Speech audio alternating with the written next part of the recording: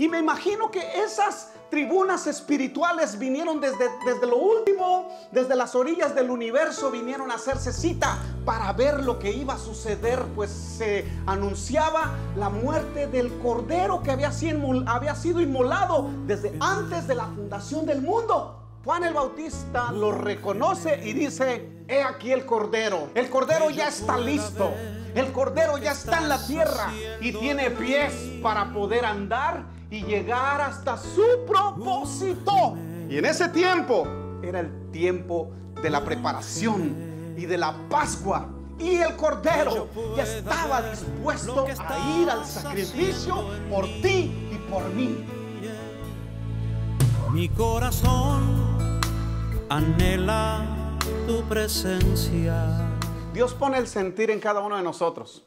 Y nosotros, bueno, pues lo único que tenemos que hacer es servirle a Dios, servirle a Dios de corazón y darle las gracias todo el tiempo.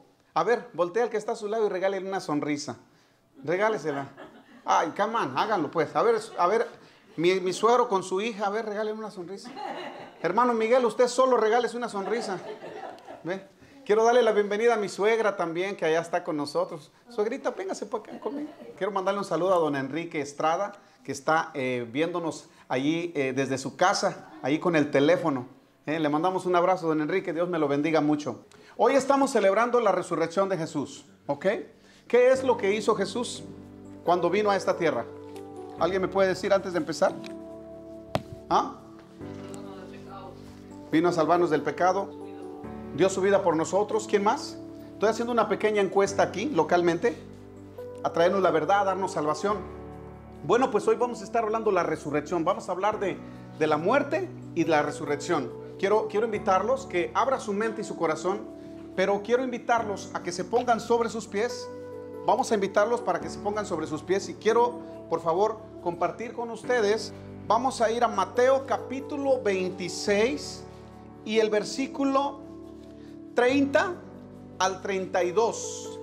Mateo es uno de los evangelios, el primer evangelio del Nuevo Testamento, donde vamos a considerar una profecía que ya había estado establecida por uno de los profetas. Y ahorita me voy a ir rápido para poder compartir con ustedes el propósito de la muerte y la resurrección de Jesús, ¿verdad? Así es que cuando tenga su cita bíblica, por favor, me comunica con un amén. ¿Todos lo tienen? Ok, Mateo capítulo 26, versículo 30 al 32. ¿Listos? Mateo 26, versículo 30 dice: y cuando hubieron cantado el himno, salieron al monte de los olivos. Entonces Jesús les dijo: todos vosotros os escandalizaréis de mí esta noche, porque escrito está: heriré al pastor, y a las ovejas del rebaño serán dispersadas. Pero después, oiga bien, fíjese lo que dice Jesús: pero después que haya resucitado, iré delante de vosotros a Galilea. Padre, en el nombre de Jesús, yo te doy gracias por esta oportunidad que me das, Señor. De antemano quiero pedirte perdón por mis pecados. Si en algo yo te fallé, yo no soy digno de estar en este lugar, pero tu misericordia me permite, Señor, dirigir esta bendición en este momento. Quiero pedirte, Dios mío, que me ayudes a tomar las cosas en serio para que yo pueda ser usado por ti y pueda bendecir a los hermanos que necesitan de tu palabra. Quiero ser una persona que edifique a través del mensaje y que tú te glorifiques en gran manera. Bendice a la iglesia, abre su mente y su corazón y escóndeme detrás de ti para que tú seas visto, Señor, y no sea yo el que sea visto, sino tú, dando siempre a la gloria a tu nombre, Dios mío, a través de este instrumento que tú quieres usar. Así es que hoy quiero hablarte bajo el tema de la muerte a la resurrección. Dígale al que está a su lado: de la muerte a la resurrección. Tome asiento, por favor. Ok. Listos. Hace un rato les pregunté, ¿qué hizo Jesús? ¿A qué vino Jesús a esta tierra? Me imagino que si nosotros hiciéramos las mismas preguntas allá afuera y le preguntáramos a la gente, ¿a qué vino Jesús? ¿Quién es Jesús? Mucha gente dijera una cosa, bueno, Jesús es el Señor, es el Hijo de Dios. Jesús es el que vino al mundo para dar su vida por los pecadores. Y nos encontráramos un sinfín de respuestas de lo que hizo Jesús en esta tierra. Y mucha gente diría cualquier tipo de cosas, pero a la verdad, mucha gente no conoce realmente el trasfondo de lo que es Jesús y a qué vino Jesús y por qué murió en la cruz del Calvario. Todos nosotros sabemos a lo que vino Jesús. Sabemos que vino a morir por los pecadores. Imaginémonos unas horas antes del arresto de Jesús. El día comienza a aclarecer. La madrugada comienza a florecer con el alba de la luz del sol. Y así se convierte en un día común y corriente como para todo mundo. Para la gente es un día común y corriente decir, bueno, es un día más, no sé qué vayamos a hacer, vamos a celebrar alguna actividad y sucesivamente. Algunos ríen, otros lloran, otros celebran y otros están pues pasando las de Job, sufriendo penas amargas. Pero cuando nos vamos a esto, yo me pongo a imaginar que el comienzo de esa mañana era tan diferente para Jesús. Jesús viendo a sus discípulos, algunos regocijándose unos con otros. Pero ese día, para Jesús, era el día más difícil de su vida. Para Jesús era el día más difícil porque conocía lo que venía para él. Él sabía lo que estaba por venir a su vida. Ahora yo me puedo imaginar que ese día se convertiría en el escenario, hermanos, donde se vería la escena más esperada de la historia para la humanidad. Pues este era el Cordero que se hablaba del Antiguo Testamento. Este era el Cordero del cual Dios había establecido en Génesis 3:15. La simiente de la mujer que heriría en la cabeza a Satanás. El Cordero que estaba escrito desde antes de la fundación del mundo, ahora se hace presente ante el escenario del mundo físico. Este es el momento más difícil para Jesús. Así que Jesús tendría que comenzar su obra maestra. Nació, creció, se había hablado de él, pero ahora es la hora de la acción. Ya había sanado enfermos, ya había resucitado muertos, pero ahora iba a ser la obra maestra para beneficio de usted y mío. Jesús ya estaba por entrar. Así que me imagino que comenzaban dos tribunas diferentes. El mundo físico, quien iba a escarnecer a Jesús, lo iban a humillar, iban a escupirlo, lo iban a vituperar. Estamos hablando de una tribuna que se hacía presente físicamente, donde iba a ser flagelado, golpeado por los romanos en ese tiempo. Los griegos, los judíos, los árabes y todas las naciones que iban a presenciar lo que estaba por ocurrir. Por el otro lado, nos encontramos con el escenario del mundo espiritual. Ese mundo que los ojos humanos no pueden ver. Y me imagino que esas tribunas espirituales vinieron desde lo último, desde las orillas del universo, vinieron a hacerse cita para ver lo que iba a suceder, pues se anunciaba la muerte del Cordero que había sido inmolado desde antes de la fundación del mundo.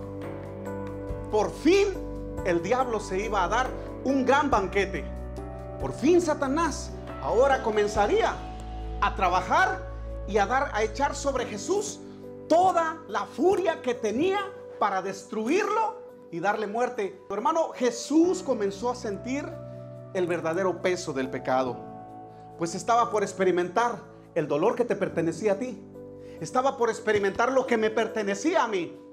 Mis malas actitudes, mis malas acciones, mis infidelidades, mis malas palabras, pues él ya las estaba absorbiendo sobre su vida.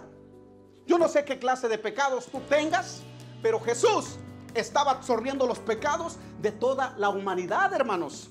Del vecino, de la vecina, del amigo del trabajo, y todo aquello estaba por experimentarlo Jesús. Ahora, quiero que entiendan esto.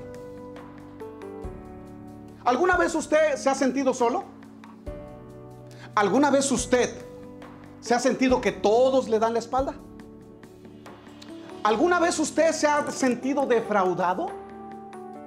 Pues Jesús experimentó la soledad, el olvido de los demás, porque en ese día Jesús se convertiría en el único ser humano, hermanos, del planeta Tierra que estaba sufriendo por dentro, estaba sintiéndose triste por lo que venía a su vida.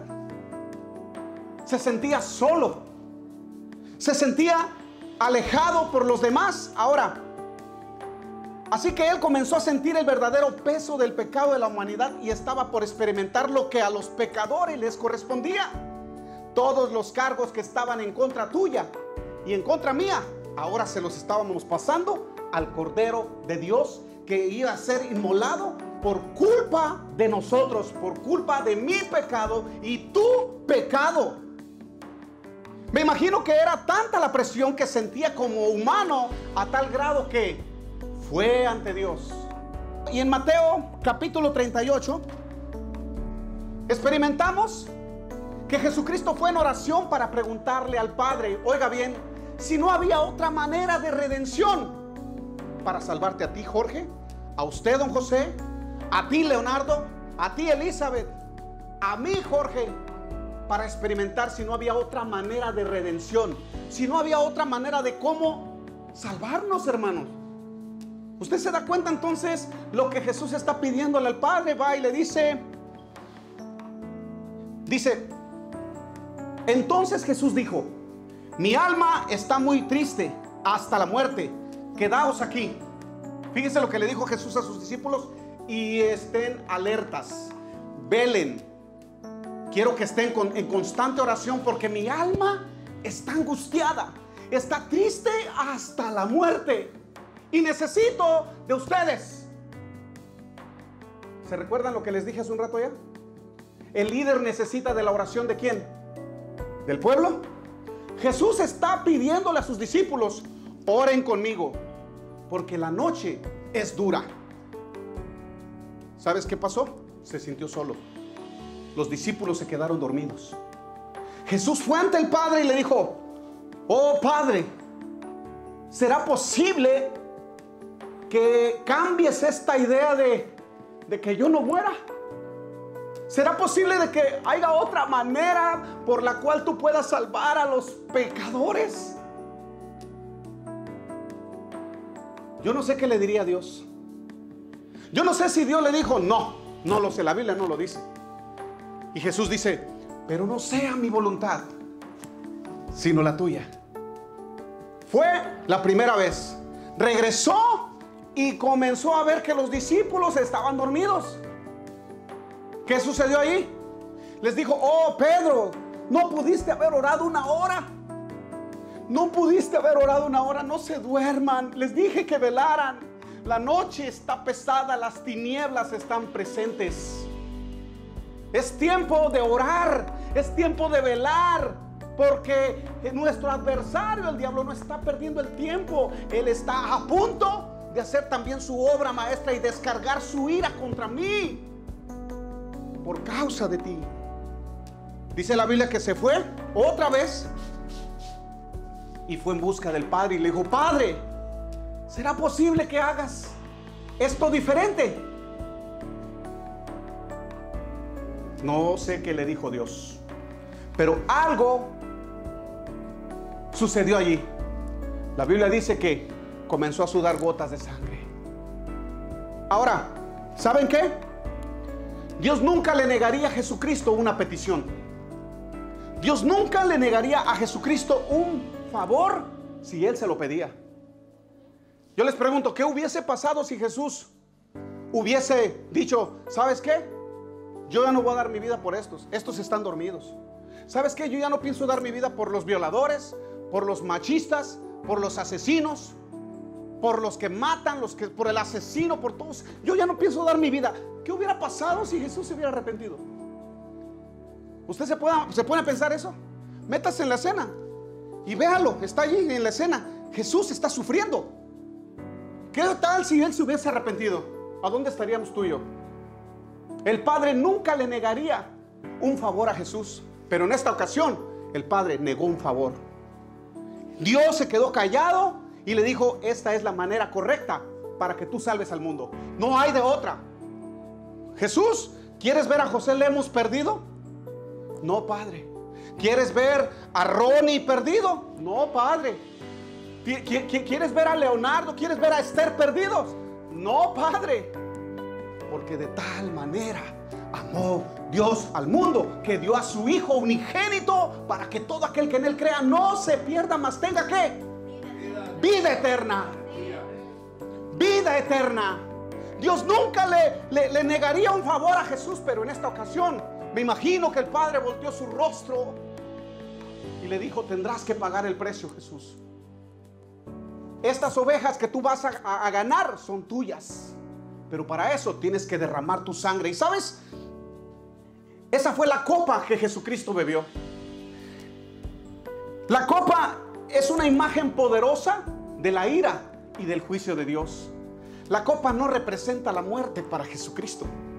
La copa representa el juicio y la ira de Dios que nosotros deberíamos haber tomado. Sin embargo, Jesús la bebió por nosotros. ¿Y qué crees? ¿Qué crees que hizo Jesús? La bebió. La tomó por ti y por mí. Así que Jesús, como tomó la copa de la ira de Dios, se convirtió, por así decirlo, en un enemigo de Dios ahora. Usted y yo éramos esos enemigos de Dios. Usted y yo estábamos tan alejados de Dios, hermanos, que cuando estábamos tan alejados de Dios, Dios ya no podía vernos de cerca. Así que tuvo que hacer un intermedio entre el hombre y Dios, poniendo a Jesucristo en medio para darnos el acercamiento nuevo a Dios, para reconciliarnos con el Padre y poder tener la oportunidad de poder vivir la vida eterna ante Dios. Así que Jesús tomó la copa de la ira de Dios y el juicio de Dios que te correspondía a ti y me correspondía a mí.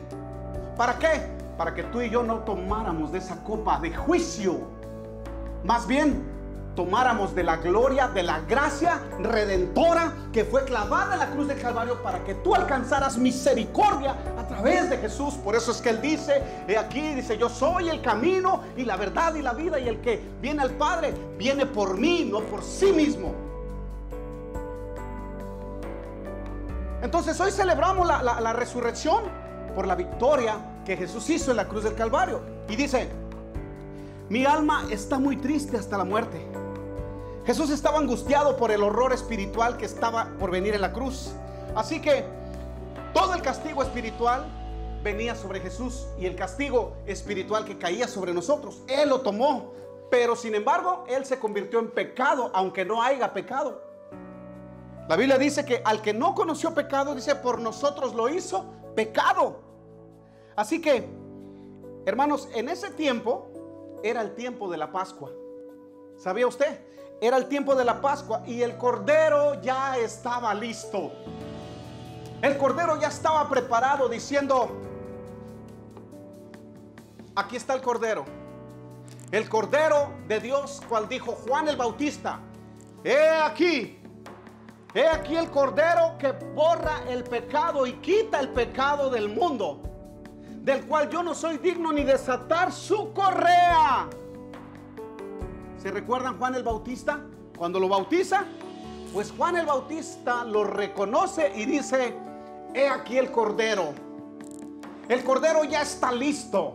El cordero ya está en la tierra y tiene pies para poder andar y llegar hasta su propósito. Y llegó hasta su propósito. Y en ese tiempo era el tiempo de la preparación y de la Pascua. Y el cordero ya estaba dispuesto a ir al sacrificio por ti y por mí. Hermanos, entonces es importante que entendamos el sufrimiento que Jesús hizo por nosotros. Jesús se dirigió a su muerte sabiendo que era la voluntad del Padre. Padre, si es posible. No, no es posible. Padre, no hay otra manera. Padre, hazme no. Padre, no sea mi voluntad, sino la tuya. Si es mi voluntad, que mueras por los pecadores. ¿Quieres que todos se pierdan? No, Padre. Paga. Bebe la copa. Toma mi ira. Toma mi juicio. ¿Se puede imaginar entonces, hermano? La gente hoy en día allá afuera dicen, bueno, sabemos quién es Jesús. Fue un profeta, pero no conocen realmente su trasfondo histórico, su trasfondo de sufrimiento. No conocen el trasfondo del dolor y la angustia que padeció por causa de nosotros. Nosotros podemos venir a la iglesia todas las veces que queramos, pero si no conocemos realmente a qué venimos a la iglesia, a qué usted viene, a darle sacrificio vivo a Dios de alabanza, sacrificio vivo, levantar mis manos porque estoy vivo. Señor, aquí está mi sacrificio vivo. Vengo a ti para darte agradecimiento, te honro. En mi casa también, Señor, te doy gracias, te doy sacrificio vivo. En el carro, Señor, también te doy sacrificio vivo. En el trabajo, Señor, te doy sacrificio vivo. Sabes que es tiempo de darle a Dios lo que le corresponde a Dios, pero dáselo de corazón. Él es merecedor de toda la gloria y la gente no entiende eso. Mira lo que sucedió con Jesús en el huerto del Getsemaní. En Lucas 22:44 nos cuenta que Jesús estaba angustiado en el huerto del Getsemaní y dice que sudó gotas de sangre. Estaba orando en el monte de los olivos, específicamente allí mismo en el jardín del Getsemaní. Hermano, esto no es una historia, no es una poesía, no es una canción. Lo que yo te voy a decir, esto es algo, es una condición médica llamada hematidrosis, de lo que Jesús sudó gotas de sangre. Oiga bien, sudó gotas de sangre. Una condición, según la ciencia médica, hematidrosis, que no es muy común, pero puede darse cuando hay un alto grado de sufrimiento psicológico. ¿Ve? Psicológico. Jesús estaba psicológicamente turbado. Acuérdense, mi alma está triste, mi alma está angustiada, mi alma está turbada hasta la muerte. El único ser humano que está pasando cosas terribles, está sintiendo el peso de nuestro pecado, está sintiendo no solamente la acusación del mundo físico, sino la presencia poderosa, maligna del mundo espiritual contra él. Oiga bien, Jesús está pasando por un momento difícil. Así que lo que sucede es que la ansiedad, oiga bien, cuando uno suda gotas de sangre, ¿por qué? Dice que sucede es que la ansiedad severa provoca la secreción de químicos que están dentro del cuerpo que rompen los vasos capilares en las glándulas sudoríficas. Oiga bien, como resultado hay una pequeña cantidad de sangrado en las glándulas y el sudor emana una mezcla con sangre. Se entremezcla. No es mucha sangre, sino una cantidad muy pequeña. Así que esto provocó que la piel de Jesús, oiga bien, quedara extremadamente frágil, de modo que cuando Jesús fue torturado, flagelado por los soldados romanos al día siguiente, su piel ya estaba sensible. Estaba sensible. Así que Jesús estaba debilitado por lo que sucedió allá en donde, en el huerto. Recuerden, está orando, busca la presencia de Dios, le pide a sus discípulos oren, velen. Está orando, comienza la noche, comienza la tragedia, comienza el sufrimiento. Jesús es arrestado, lo llevan a los tribunales, van con el sacerdote. Jesús no duerme, está angustiado. Jesús amanece con sufrimiento, madruga, son las 6, 7 de la mañana. Ahora es llevado ante Poncio Pilato por ahí, y la Biblia dice que es castigado por los soldados romanos. ¿Cómo no iba a tener su sangre débil, su piel tan sensible a los golpes que iban a venir a su vida? ¡Wow! Usted puede imaginarse todo eso entonces. Ahora, vea, la flagelación romana era una condición, eran conocidas por ser terriblemente brutales. Consistía esto en 39 latigazos. Había 39 latigazos para la persona que iba a ser castigada. ¿Ok? Dice la historia que era en tiempo de frío. Algo así como un tiempo de frío.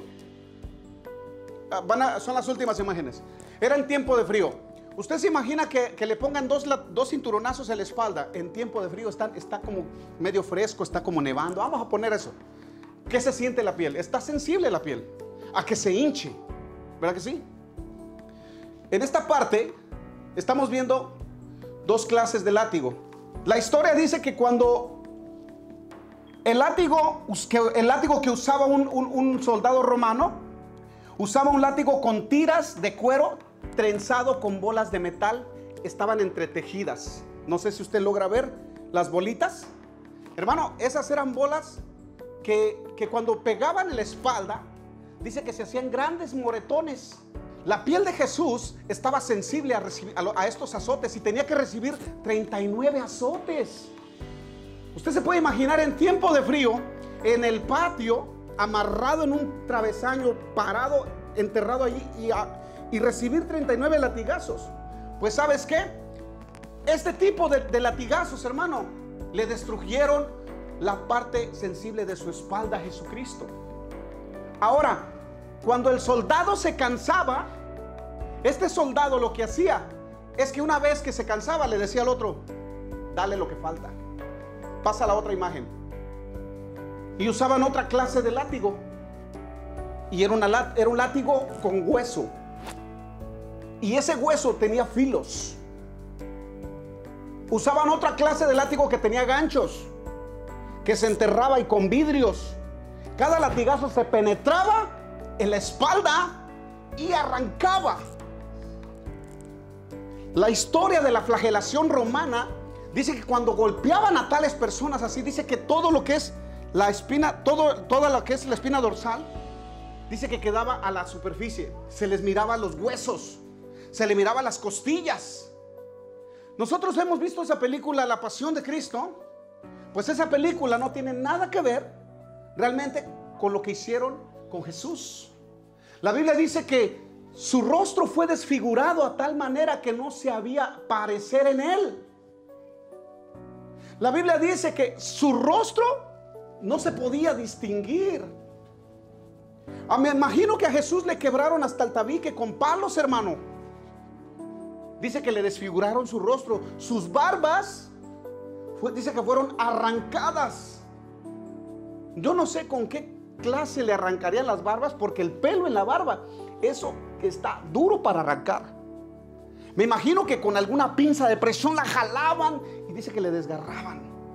La Biblia dice: y no se halló parecer en él. Isaías lo cuenta. En tiempo de frío, hermano, la piel está sensible al dolor. Y aún así nosotros, hermano, no sabemos distinguir lo que este hombre pasó en la cruz del Calvario. ¿No le da tristeza a usted? ¿No le da alegría lo que hizo Dios a través de meter a su hijo al vituperio? Lo escupieron, lo masacraron, lo blasfemaron. ¿No le da a usted tristeza? ¿No le da agradecimiento a Dios por lo que hizo? Hermano, yo he entendido lo que realmente está haciendo Jesús. Y a veces yo también, aún entendiendo, no me pongo las pilas, no reacciono como ser humano, como hombre, persona espiritual. Pero tenemos que hacer un esfuerzo por subir más allá y conocer más de Dios. Pero hay mucha gente orgullosa. No, pues yo así voy a seguir y así voy a morir y toda la cosa. Pero cuando te encuentres en el infierno y veas el rechazo de Jesús, la Biblia dice, Mateo 10:32, dice: el que me confesare delante de los hombres, yo también le confesaré delante de mi Padre que está en los cielos. ¿Y sabes qué? No estás tan lejos de esa muerte. No estás tan lejos de ese paso que vas a dar. Mas el que me confesare delante de los hombres, yo también lo confesaré delante de mi Padre que está en los cielos. Jesús no fue a la cruz del Calvario para exhibirse. No fue a pasar una fiesta en la cruz del Calvario. Fue a morir por ti, fue a morir por mí. Entonces, ¿qué onda? ¿Por qué nos hacemos los chiquiones? ¿Por qué nos hacemos los orgullosos? Estamos a un punto de entrar a la eternidad. Estamos al borde de la eternidad. No vamos a vivir 100 años. Yo no sé cuántos años vaya a vivir, pero yo digo que mientras yo tenga vida, voy a tratar, oiga bien, voy a tratar de dar lo mejor para Dios. Yo como hombre, yo también tengo deseos como cualquier hombre, como cualquier mujer. Estoy expuesto a caerme. Pero si te caíste, no te quedes allí. Levántate. No alimentes el qué dirán, como les dije en el tema pasado. No alimentes el qué dirán. Alimenta qué dice Dios de ti. No, pues ya no voy a ir a la iglesia porque ya me da vergüenza ir. No, ven. Porque el que pagó en la cruz del Calvario, Él llevó tu vergüenza, Él llevó tu pecado, y hoy quiere que tú te presentes para que le pidas perdón todos los días. Ya no seas chiquión. Levántate y sírvele a Dios y dile: Señor, heme aquí. También envíame a mí. Envíame a hablarle a mi vecino, a mi hermano, a mi familia, a mi amigo del trabajo, que no me avergüence. Pero para que la gente crea en ti, aprende a dar un buen testimonio entonces. Si no, la gente no va a creer en ti, ni en tu cristianismo, ni en lo que tú quieras hacer para Dios. ¿Por qué? Porque la gente te está viendo. Si eres una mujer bruta, un hombre bruto, ¿sabes qué? Tu cristianismo es basura. Tu cristianismo es mediocre. Es tiempo de levantar un espíritu de adoración a Dios, de humildad a Dios. Él sufrió. Mira, estos son filos que penetraron su espalda. Yo me imagino que cuando le daban, yo me imagino que aquello se enredaba en el poste y hasta le pegaba aquí. Daba la vuelta y sentía el dolor. Y le jalaban. Y aún así no quiero ser agradecido con Dios. La espalda quedaba tan desgarrada, dice la historia, que la espina dorsal a veces quedaba expuesta debido a los cortes tan profundos. Así que los látigos iban desde los hombros, pasando por la espalda hasta las nalgas. Y dice la historia que arrancaban parte del músculo de la pierna, a tal grado que cuando eso quedaba así, salía la carne, quedaba ensangrentada la carne y quedaba temblorosa la piel de la persona. Quedaba tan temblorosa que no podía responder a su estado normal. Las venas de la víctima quedaban al descubierto y los mismos músculos, tendones y las entrañas, dice, quedaban abiertos y expuestos. ¿Ve? La víctima podía experimentar un dolor tan grande que llevaba a una conmoción hipovolémica. Oiga bien, la palabra hipo significa bajo, volumen, se refiere a volumen, y hemica significa sangre, por lo tanto es igual a conmoción. La persona entraba en una conmoción, o una conmoción de sufrimiento, de sangrado, que esto provocaba 4 efectos en la persona. El corazón, 1, se aceleraba para tratar de bombear sangre que ya no existía en el cuerpo, porque ya estaba toda derramada. El corazón, dice, se aceleraba y buscaba la manera de enviarle más sangre al cerebro. Y ya no había, o sea que solamente bombeaba aire. 2, baja la presión sanguínea, lo que provoca un desmayo o colapso. 3, los riñones, fíjense hermano, dejan de producir orina para mantener el volumen restante. Y fíjense, ya no tenía agua en los riñones, ya no tenía nada. Y la Biblia dice que después él pedía agua y le daban de beber vinagre. Hermano, yo me imagino que eran tan crueles los romanos, que no nada más le daban así de beber. A ver, tómale Jesús, toma vinagre. No, yo me imagino, órale, como sea, se la arrancó y lo manchaba. Y ese vinagre como arde cuando tienes una cortada. Sienta el dolor de Jesús, hermano. Siéntalo ahorita. En el monte de la crucifixión, vea, la muerte de Jesús fue todavía peor que la muerte de otros. ¿Se recuerda que había 2? Uno a la izquierda y otro a la derecha. Me imagino que estos no estaban crucificados. Estos, dicen la historia, que ese tipo de crucifixiones solamente eran amarrados, y para que estos murieran, dice que la única manera de matarlos, desamarraban los pies, y como no estaban clavados, dice la historia que a estos les quebraban los huesos de las rodillas. O sea que la parte donde está una bola en la cruz, hay una bola donde para poder respirar, estos tenían que hacer esto. Esto les daba acceso a respirar, porque ellos estaban, todo su cuerpo estaba colgado y nomás estaban amarrándose de aquí.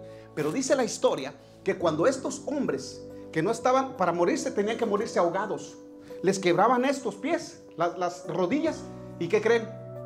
Ya no podían levantarse, ya no. Entonces les quedaban pocos minutos para poder respirar y quedaban, morían de aflicción. A Jesús no le pasó eso.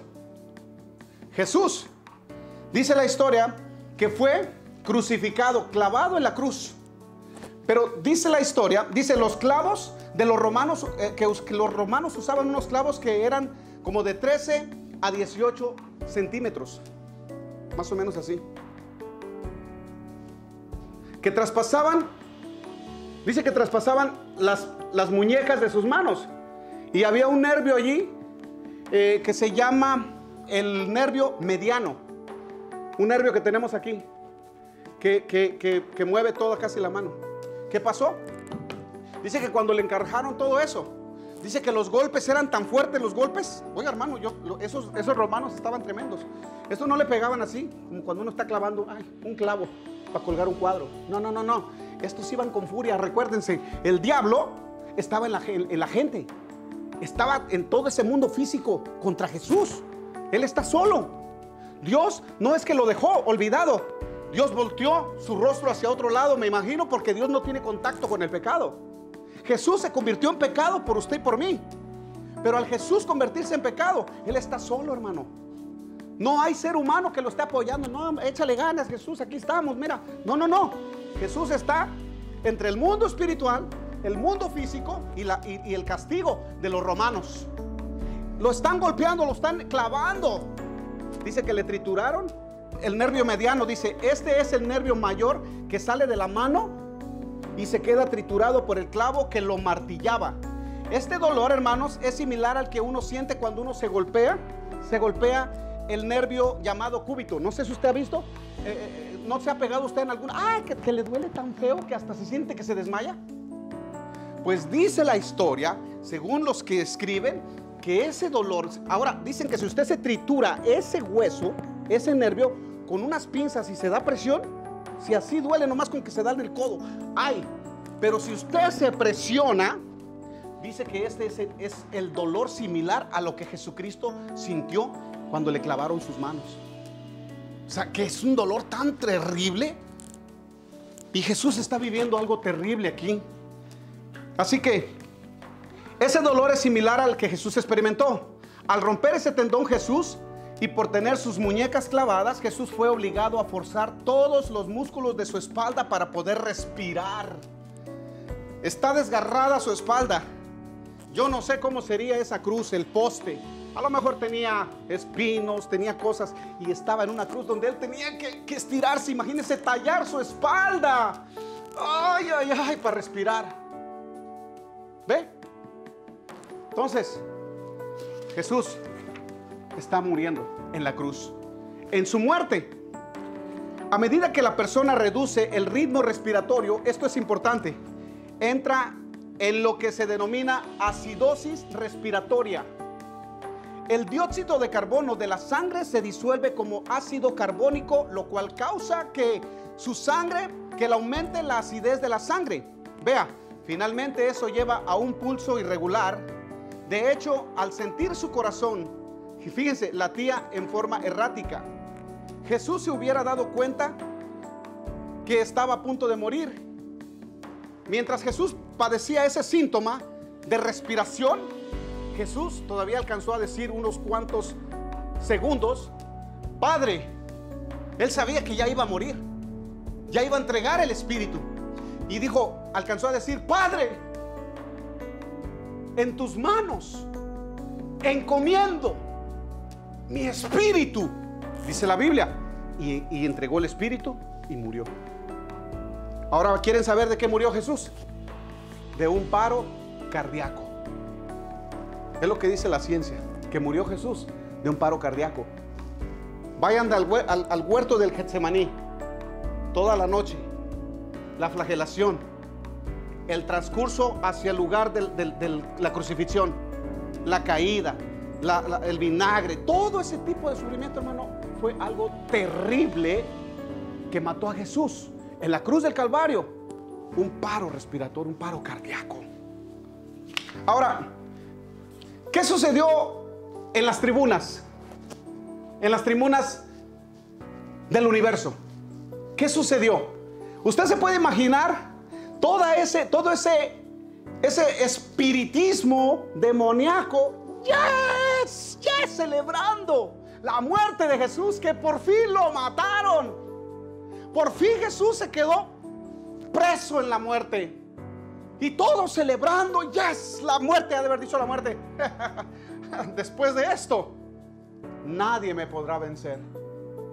Después de esto, nadie podrá decir quién podrá vencer a la muerte. Pues desde Adán hasta este último día, yo he vencido, porque dice la palabra de Dios, y así pasó la muerte a todos los hombres por cuanto todos pecaron. Me imagino a la muerte celebrando su gran victoria, sobre la cruz del Calvario en Jesús. Y wow, ahora sí, ¿cuándo se va a levantar este? ¿Saben qué? Pero la muerte y el diablo y todo el mundo espiritual no contaron que Jesús se iba a levantar. No contaron que Jesucristo nunca pecó. Al que no conoció pecado, lo hizo pecado por ti, por mí. Me imagino a la muerte diciendo al tercer día: ¿qué está pasando aquí? Algo está sucediendo. ¿Por qué se está moviendo la tierra? ¿Por qué se está moviendo el infierno? El lago de fuego está como que está echando espuma de lumbre, de gases. Oh, ¿qué está pasando aquí? Y de repente se levanta alguien con vestiduras blancas. Con vestiduras blancas se levanta alguien de la tumba. Aleluya. Queriendo hablar con la muerte y diciéndole a la muerte: ¿de qué te sorprendes? ¿Qué estás haciendo levantado? No te confundas. Yo soy el Rey de Reyes y soy el Señor de Señores. Y vengo aquí para decirte que las llaves de la muerte ahora me pertenecen. Aunque la palabra dice que la paga del pecado es muerte, mas yo hago presente el regalo de Dios, que en mí la gente tendrá vida. Muerte, yo me hice pecado, yo no pequé. Es cierto, la paga del pecado es muerte. Como yo no pequé, ¿te das cuenta de lo que está pasando? ¿Qué hice? ¿Qué hice? Maté a un perfecto, a un cordero que no pecó. Y como no pecó, se pudo levantar de la muerte. Se pudo levantar y la tumba comenzó a abrirse, porque él nunca pecó, sino que cargó el pecado de Esther, de Jorge, de Eli, de Doña Chuy, de todos nosotros, porque al que no conoció pecado, por nosotros lo hizo pecado. Por lo tanto, Jesús venció a la muerte en la cruz del Calvario y se levantó para derrotar al diablo y al infierno entero. ¿Te imaginas la muerte entonces sorprendida? Ustedes, el reino de las tinieblas, me exhibieron públicamente contra el mundo físico y contra el mundo espiritual. Por lo tanto, no se dieron cuenta hacia dónde me llevaban al querer ustedes creer que me iban a matar, y no se dieron cuenta que mi muerte se convertiría en la muerte de ustedes. Sí, es cierto, me golpearon, me sacrificaron, me sacaron toda la sangre, que tenía que salir de mí para salvar al mundo. Es cierto, lo entiendo. Me exhibieron públicamente. ¿Y sabes qué es lo que dice la Biblia ahora? Vea. En Colosenses capítulo 3, capítulo 2, versículo 13 dice, habla de ustedes. Y vosotros estando muertos en vuestros pecados y en la incircuncisión de vuestra carne, os dio vida juntamente con Él.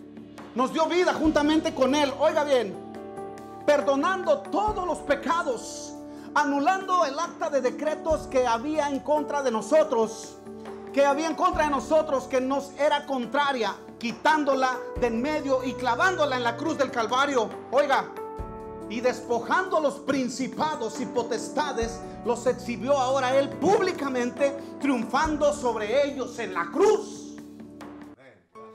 Así que Jesús se considera el Rey de Reyes, Señor de Señores y el Dios de la victoria, el Dios de la derrota del diablo.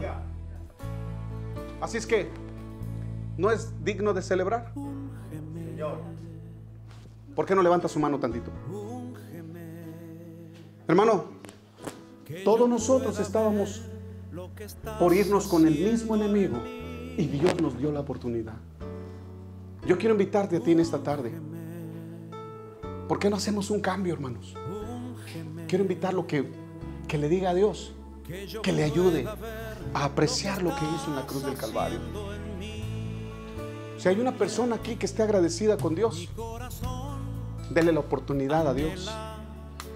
Lo digo de esa manera porque así lo podemos entender. Pero la oportunidad no la necesita Dios. La oportunidad la necesita usted. La necesito yo. ¿Por qué no se pone sobre sus pies por un momento? ¿Por qué no viene a este lugar? Yo quiero que estemos juntos aquí. ¿Por qué pasen conmigo aquí, por favor? Úngeme, Señor, úngeme, que yo pueda ver lo que estás haciendo en mí. Oh, úngeme, Señor, úngeme, que yo pueda ver lo que estás haciendo en mí.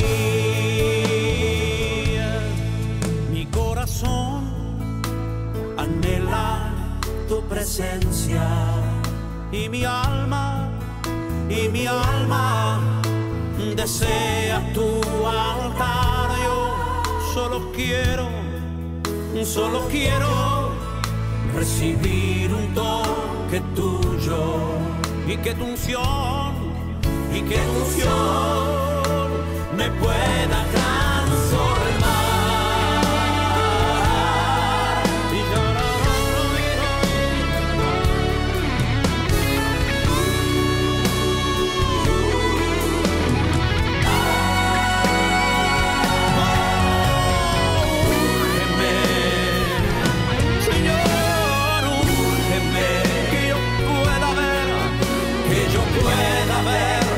Que estás haciendo en mí.